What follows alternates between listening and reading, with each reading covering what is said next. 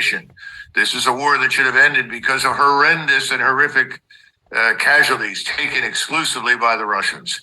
And all we have to do is arm this proxy, this Ukrainian force that we built after 2014, once we had established a government in Kiev that would do our bidding.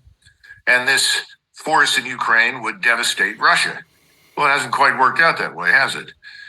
So now we face a very different set of circumstances. But when you ask who is behind it, you've got to look at a whole range of people. And remember that the preeminent goal in Washington for most politicians is to stay in office and continue to enrich themselves.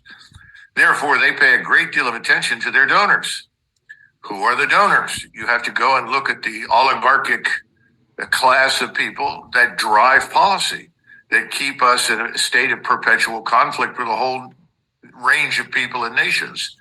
Who are they? Then look at the industries in which they are invested and which support these policies. When you look at those things carefully, in other words, it boils down very simply to follow the money.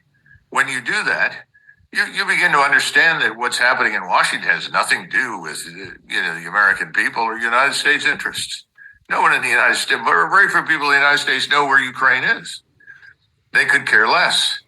And when you ask about NATO, people will say, oh, yeah, sure, that's important, I guess. What is it? This is the problem with just about everything